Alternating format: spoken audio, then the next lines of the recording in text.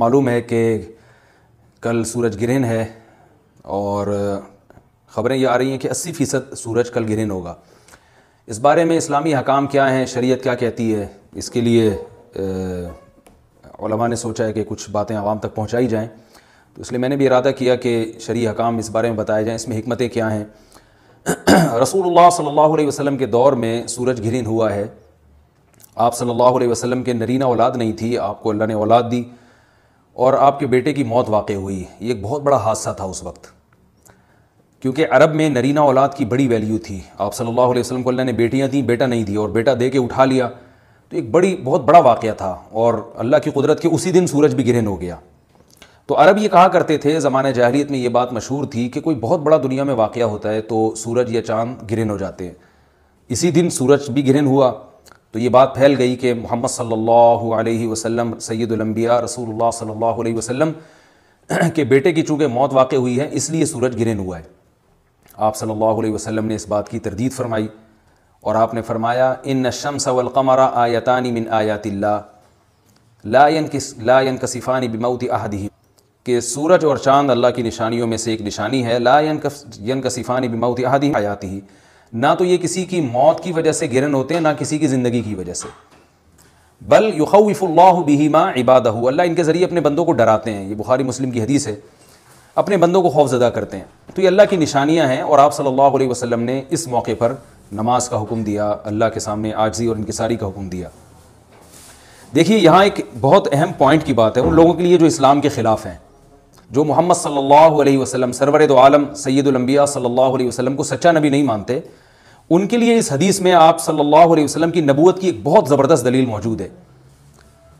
ایک واقعہ ہوا ہے آپ صلی اللہ علیہ وسلم کے بیٹے کی موت کا، اور عرب یہ ویسے ہی کہا کرتے تھے کوئی بہت بڑا دن ہوگا تو سورج گرہن ہوگا۔ تو کوئی بھی شخص جو جھوٹا نبی ہو، آپ خود بتائیے کہ کیا وہ ایسے موقع پہ اس واقعے کو اپنے حق میں کیش نہیں کرائے گا، اور وہ یہ کہے گا نہیں کہ میں تو پہلے ہی کہتا تھا میں بہت بڑی شخصیت ہوں اور میرے بیٹے کی موت ہونا، ایک پیغمبر کے بیٹے کی موت ہونا ہے تو یقیناً یہ اس اللہ کی طرف سے ایک نشانیاں ہے، یہ نشانی ہے سورج کا گرہن ہونا، یہ بتانے کے لیے ہے کہ واقعی یہ بہت بڑا دن ہے، اور یہ بہت بڑا دن اس اعتبار سے کہ ایک نبی کے بیٹے کی موت واقع ہوئی ہے۔ لیکن آپ صلی اللہ علیہ وسلم نے یہ سب نہیں کیا، اور آپ نے بتایا کہ سورج اور چاند کے گرہن ہونے کا کسی کی موت یا زندگی سے کوئی تعلق نہیں، اور آج سائنس نے بھی ثابت کر دیا ہے کہ یہ ایک سائنٹیفک حقیقت ہے کہ جب زمین اور سورج کے درمیان چاند آ جائے تو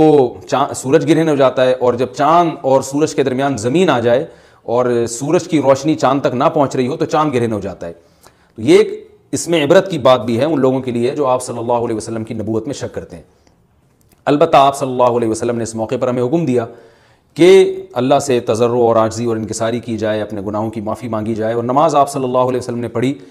اس پہ بھی بعض لوگ اشکال کرتے ہیں کہ یہ جب ایک نیچرل پروسیس ہے تو اس میں اتنا گھبرانے کی، کیونکہ حدیث میں آتا ہے آپ صلی اللہ علیہ وسلم بہت گھبرائے، تو اس میں گھبرانے کی کیا بات ہے؟ تو یاد رکھیے ہر نیچرل پروسیس جو ایک عام معمول سے ہٹ کر ہو اس میں انسان کے لیے ایک عبرت کی بات ہوتی ہے۔ ہم دیکھتے ہیں رسول اللہ صلی اللہ علیہ وسلم کے دور میں جب تیز ہوا چلتی تھی اور بارش سے پہلے ہوا چلا کرتی تھی تیز ہوائیں، تو آپ صلی اللہ علیہ وسلم گھبرا کے مسجد کی طرف دوڑتے، عاجزی انکساری کرتے، اللہ تعالیٰ سے یہ کہتے کہ اللہ تو نے تو مجھ سے وعدہ کیا کہ جب تک میں ان کے درمیان موجود ہوں تو ان کو عذاب نہیں دے گا۔ تو یہ خوف کا غلبہ تھا آپ صلی اللہ علیہ وسلم پر۔ کیوں؟ وجہ اس کی یہ تھی کہ یہی حالات قوم عاد اور قوم سمود پر بھی آئے ہیں۔ قرآن میں آتا ہے نا فَلَمَّا رَأَوْهُ عَارِضًا مُسْتَقْبِلَ أَوْدِيَتِهِمْ قَالُوا هَذَا عَارِضٌ مُمْطِرُنَا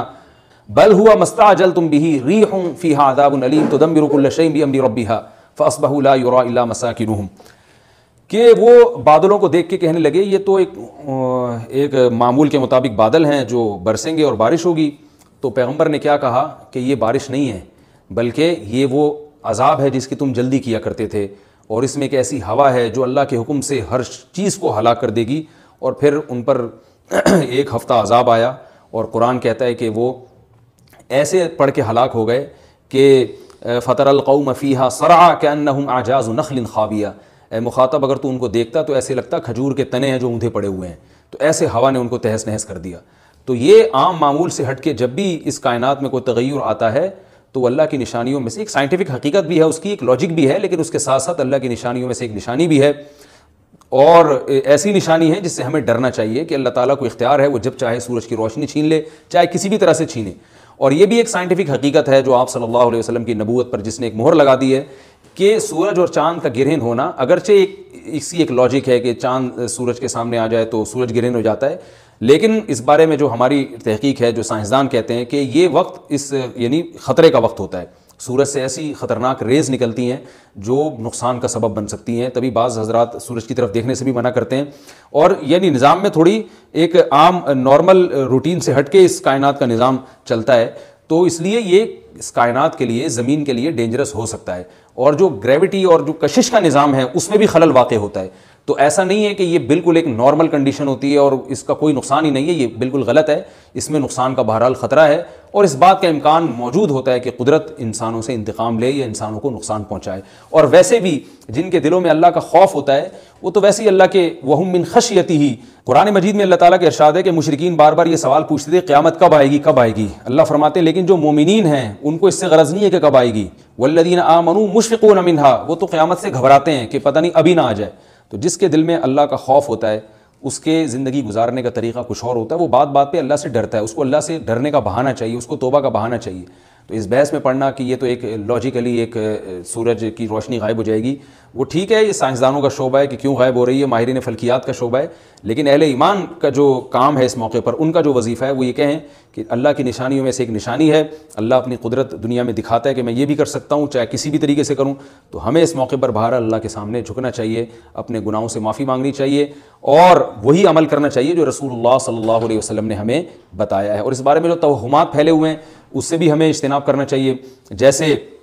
نبی صلی اللہ علیہ وسلم نے عربوں کے وہم کو دور کیا، بھائی اس کا کسی کی موت اور زندگی سے کوئی تعلق نہیں ہے، تو اسی طرح آج کل لوگوں میں ایک سورج اور چاند گرہن ہونے کے بارے میں وہم بھی بہت ہے کہ پتہ نہیں کیا ہو جائے گا، حاملہ عورتیں نہ نکلیں، فلانا نہ کرے، فلانا خربوزہ نہ کھائے، اس موقع پر کسی نے تربوز کھا لیا تو یہ ہو جائے گا، الٹی باتیں پتہ نہیں کیا کیا مشہور ہیں، یہ خربوزے تربوز کی تو میں ویسے ہی مثال دے رہا ہوں، تو کوئی بھی چیز جب کہنی ہو تو پوری طرح سے اس کی ریسرچ کریں، مجھے نہیں پتا حاملہ عورت کو فائدہ ہوتا ہے نقصان ہوتا ہے سورج گرہن ہونے سے، لیکن اگر نقصان بھی ہوتا ہے تو اس کی کوئی مستند دلیل ہونی چاہیے آپ کے پاس، ایسے ہی سنی باتیں آگے نقل نہ کریں، تو بہرحال ہمیں جو کرنے کا کام ہے جو رسول اللہ صلی اللہ علیہ وسلم نے بتایا ہے وہ کام بخاری اور مسلم کی حدیث کے مطابق نماز ہے، انفرادی بھی ہے، جماعت سے بھی ہے، مستحب یہ ہے کہ جماعت سے نماز پڑھی جائے مسجد میں یا کسی بھی میدان میں، اور 2 رکعتیں امام پڑھائیں گے، اور اس میں سرن تلاوت بھی کر سکتے ہیں، جہری تلاوت بھی کر سکتے ہیں، دونوں رائے ہیں علماء کی، آج کل جہری کو اس لیے ترجیح دی جاتی ہے کہ صلاۃ کسوف میں جو رسول اللہ صلی اللہ علیہ وسلم کی سنت ہے وہ لمبی نماز ہے،